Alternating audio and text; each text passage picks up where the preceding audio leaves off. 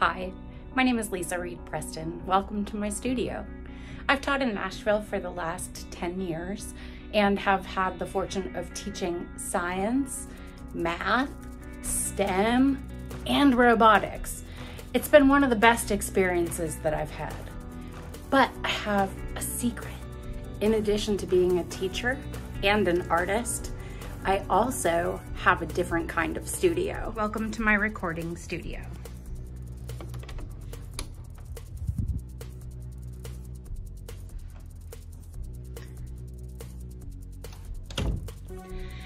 Before I became a teacher, I was infatuated with sound and with musicians and with all of the amazing things that they could create. So when I decided to get my first degree, it was in audio engineering.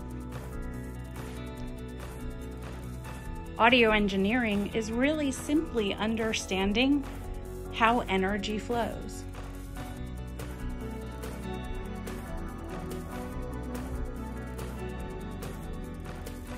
Every piece of equipment in here uses electricity in some form or another. And so I thought it would be fun if today we did an experiment using electricity. During today's activity, you'll need the following supplies: a AA battery, copper wire, a 3-in-1 tool, which is this tool right here, crepe paper, construction paper, or regular paper with some coloring utensils, and these special magnets. These magnets are called neodymium magnets. Neodymium is a rare earth element, and these magnets are especially strong. So use caution because they have a very strong attraction. There are additional safety precautions in the documentation. Today we're going to be making a tiny dancer. Now a tiny dancer is nothing more than a homopolar motor. It's a direct current electric motor that produces constant circular motion. Let's get started. The first tools you'll need is your 3-in-1 tool, your copper wiring, and your template for the tiny dancer. I'm going to start by stretching out my copper wire as straight as I can, and I'm going to use about a length from my fingers to my elbows. That should be about 14 to 16 inches. I'm going to use my multi-tool to cut the wire. And now that we have the wire cut, I'm going to use the template to trace with the wire.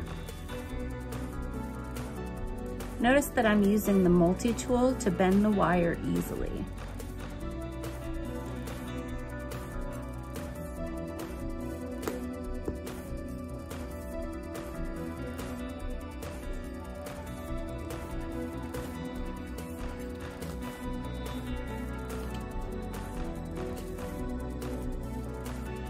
It's okay to use your hands to bend the wire as well.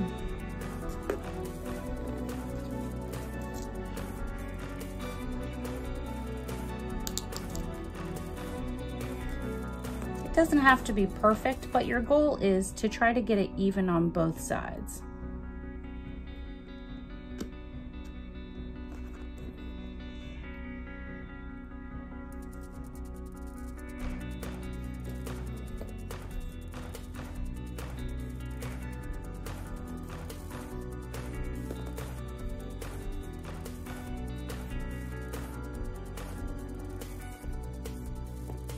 Once you've got the shape of the dancer, don't forget this part down here.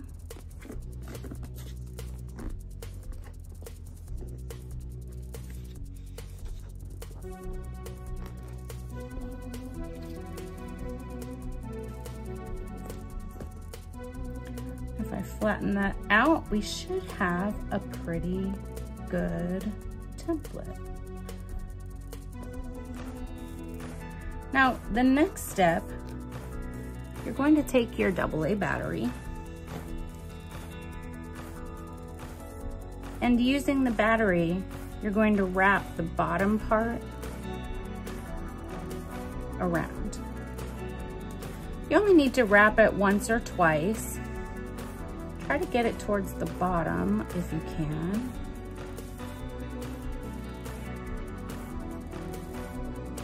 And once you've got it wrapped around, go ahead and snip off some of that extra. I like to leave a little just in case I make a mistake. I'm going to remove the battery, and now that I have this spiral shape at the bottom, I'm going to use my fingers just to open it up just a little and make sure that it's round.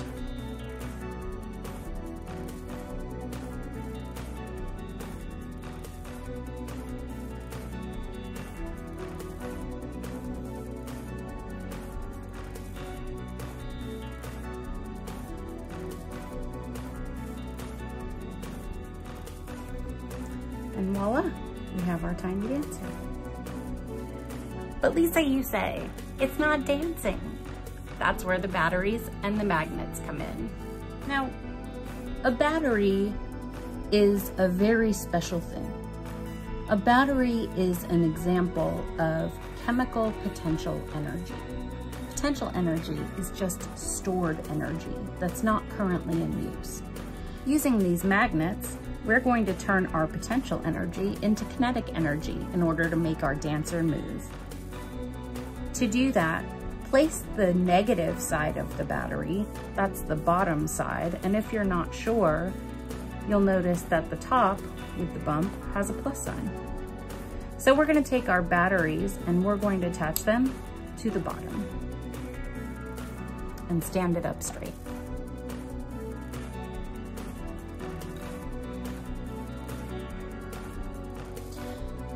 And check your connection.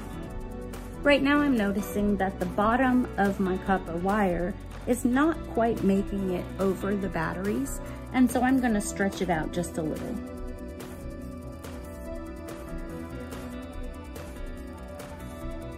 Don't worry if it doesn't work the first time, that's common. You want to make sure that you get your wires in just the right place. So it should be hovering around the magnets at the bottom, not quite touching them. And your bottom coil should be looser than the actual battery itself. Once you've made your adjustments, replace it. Notice that this time I got it wide enough, but I'm still not quite touching the bottom.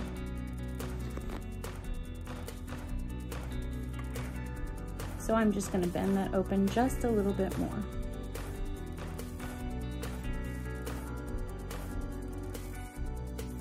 Once you've made the proper connection, you'll see your dancer start to spin. Don't be afraid to get it wrong. That's what science is all about. If you notice that it spins and then falls off, just reshape the bottom a little. Remember, it should not be hugging the battery tightly. It should be loosely around the battery and the magnets.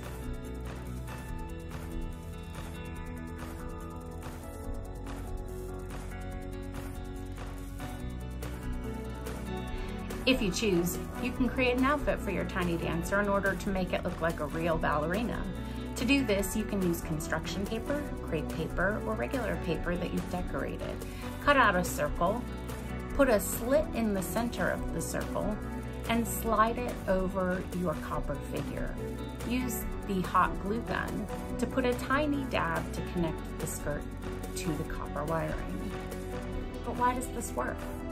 Well, the battery, which has the stored potential energy in it, and the magnets connected to the negative end of the battery, create what's called a magnetic field.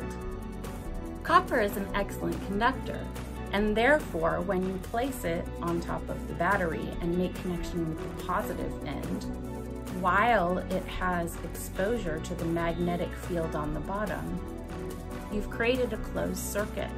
And that means the electricity is able to get through and cause the motion of the dancer. As in many experiments, there are a number of variables that you can change. For instance, what do you think would happen if I added a fourth magnet? Or what if I took a magnet away? Neodymium magnets don't just come in this small size, they also come in this much larger size.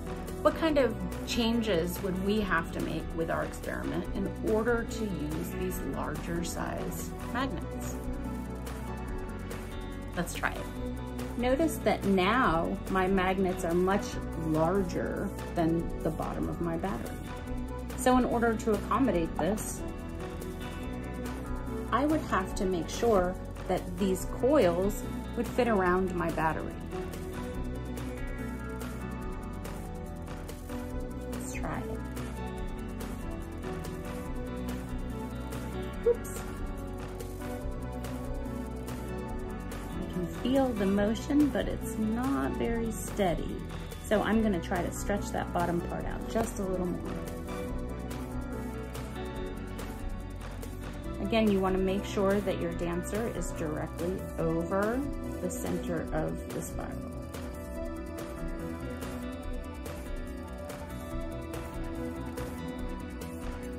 One of the things that I love about science, and art for that matter, is that nothing is truly ever a mistake, because it's an opportunity to experiment.